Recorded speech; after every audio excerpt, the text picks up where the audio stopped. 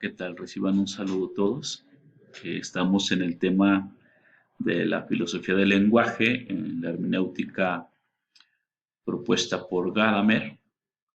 Y bueno, hoy el tema de la videollamada que veremos más adelante consiste justo en poder revisar algunos de los argumentos centrales de esta propuesta y en este video que he preparado para ustedes voy a intentar eh, poner algunos fundamentos, algunas ideas que nos pueden ayudar después a dialogar durante la videollamada sobre este bloque, ¿no?, que estamos revisando justo en esta semana.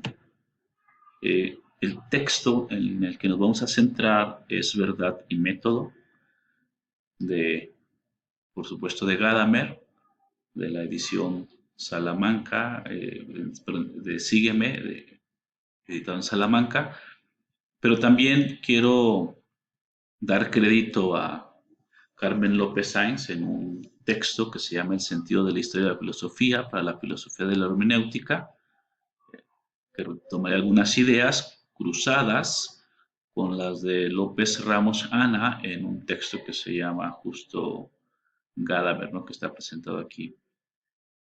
Les haré llegar estos textos en algún momento si es necesario, pero lo que quiero asegurar es la propuesta de dar los créditos a estos dos autores que también nos van a ayudar a comprender, intercalando algunas citas directas de Gadamer en Verdad y Método. Bueno, comencemos planteando el objetivo de En Verdad y Método, en el prólogo a la segunda y la tercera edición, algunas notas que Gadamer va a establecer que parecen muy centrales. Y la primera sería esta, o sea, la cuestión fundamental, dice Gadamer, es hasta dónde llega el aspecto de la comprensión y de su lingüisticidad. Y enseguida va a mencionar si esta está en condición de soportar la consecuencia filosófica general implicada en el lema, un ser que puede comprenderse en el lenguaje. Fíjense ustedes cómo desde aquí ya está poniendo algunos conceptos fundamentales de la teoría, la comprensión, la lingüística, ser, que van a ser tres líneas en toda su obra que van a aparecer constantemente, una explicación que se imbrinca para poder comprender la teoría de la hermenéutica.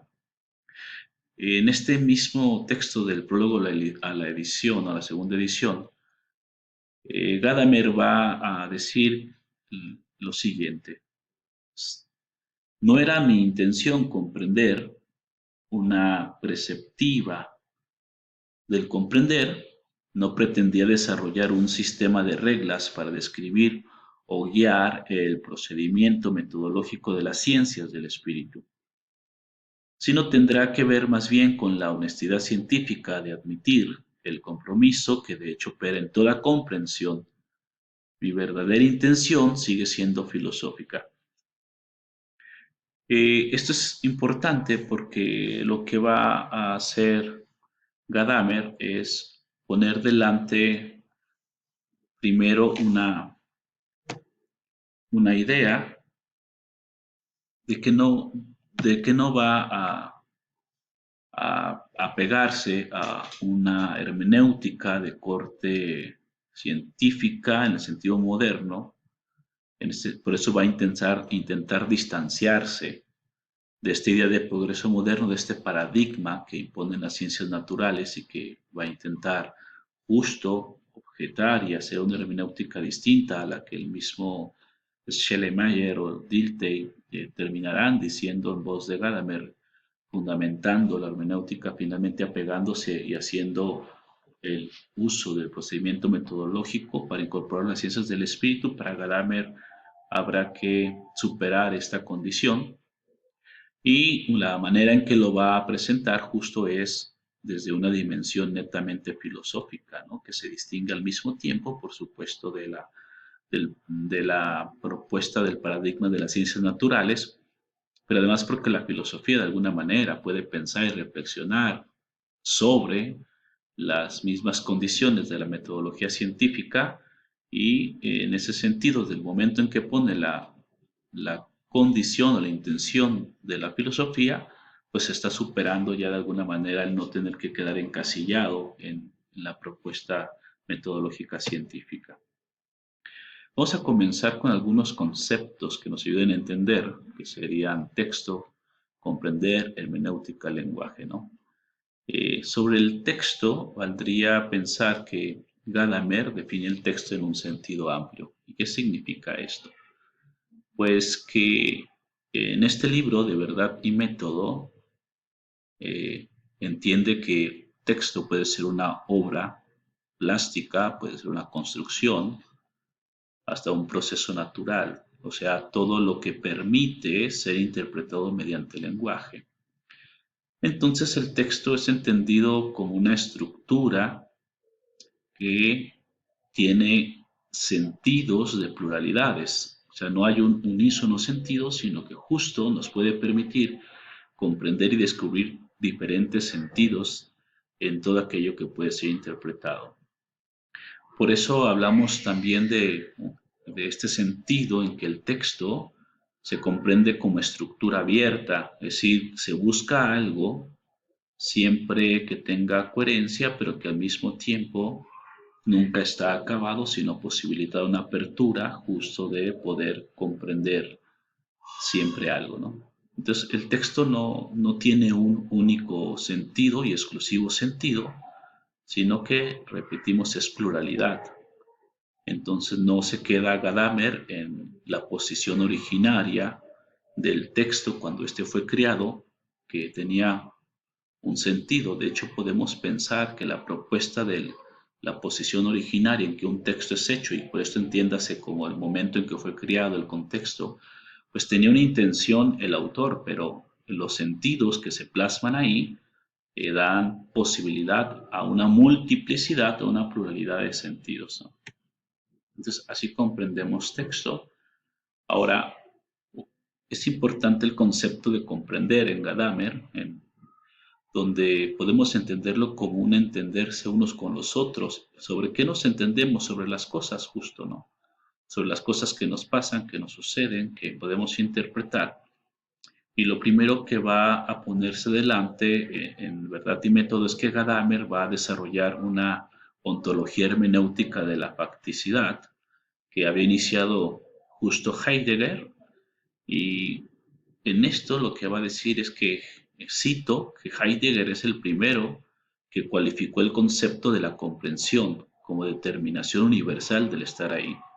Se refiere con él precisamente al carácter de proyecto de comprensión, esto es, a la futuridad del estar ahí. ¿Qué significa esto? Que el signo nunca sustituye la vivacidad de lo presente, porque de alguna manera es carente, pero al mismo tiempo excesivo, porque se nos presenta enriquecido, aumentando la riqueza del objeto, haciéndolo universal y comunicable. Pero entonces, si estamos hablando de esta comprensión heideggeriana, de una hermenéutica que implica el estar ahí, hablamos de un Dasein. Y por supuesto que esto va a implicar algunas cosas, ¿no? Que en realidad la comprensión no es uno de los modos del comportamiento del sujeto, sino es un modo del ser, del estar ahí, de la forma en que se interpreta la propia existencia en algún momento dado, y que toda interpretación, entonces, dice Gadamer, abarcaría el conjunto de las experiencias del mundo, y por esto hablamos de una facticidad. Recuerden que el término facticidad en Heidegger representa el hacerse cargo de la existencia en un presente, en una realidad, en facto, el hecho, ¿no? El hecho mismo de lo que está aconteciendo. Entonces, para Gadamer dice que es verdad que, dice él, que en la lengua alemana la compresión Verstehen, pues no designa solamente una cuestión teórica, ¿no? Designa también un saber del hacer práctico, y en este sentido es hacernos cargo de la existencia real y práctica de la vida, de la facticidad, y en esto consiste justo lo que va a retomar Gadamer de la hermenéutica, o de la propuesta de la facticidad de Gadamer. Entonces, ¿qué pensaríamos? Que comprender e interpretar textos no es solo una instancia científica, sino que pertenece con toda evidencia a la experiencia del mundo. Interpretamos el mundo, interpretamos y comprendemos, nos comprendemos a nosotros mismos desde esta experiencia que hacemos del mundo y por eso hablamos de practicidad. Hemos dicho hace un momento que el signo es carente justo porque no sustituye la facticidad, no sustituye el presente en toda su condición, pero decimos que este signo es excesivo porque se nos va a presentar enriquecido, siempre aumentando la riqueza del objeto. El signo aumenta simbólicamente, semánticamente, interpretativamente. Al colocar una lectura sobre las cosas, estamos enriqueciendo este objeto y podemos llevarlo justo a la dimensión de la universalidad. Y lo que podemos comunicar entonces en la comprensión y la interpretación es justo esta universalidad del objeto que podemos ser comunicable con nosotros. Entonces, para Gadamer, comprender supone pensar siempre en el pasado y en el presente, porque eso implica para Gadamer que el signo será comprendido siempre desde estas experiencias humanas o el texto de estas experiencias humanas que van incorporándose, y esto implicaría traer la tradición a la tradición, traer la tradición hacia los problemas actuales.